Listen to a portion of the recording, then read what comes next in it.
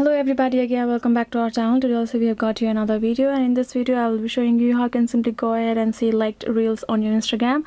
But before we start with our video, do make sure to like our video, subscribe our channel, and yes, without any further delay we will simply step into our video. So if you simply want to go ahead and see the liked videos, what you gotta do is simply go ahead and open your Instagram app. Open it up. Then what you will do is you will simply be able to see this your profile icon right here, right? Go ahead, tap on it. Go to this three horizontal line on your top right corner, tap on it.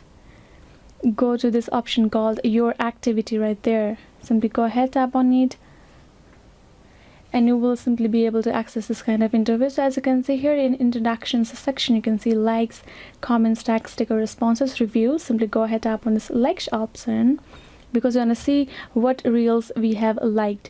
So you can see newest to oldest. You can go ahead and check if this is the newest one. You can go ahead, check all days. You can check all authors as well.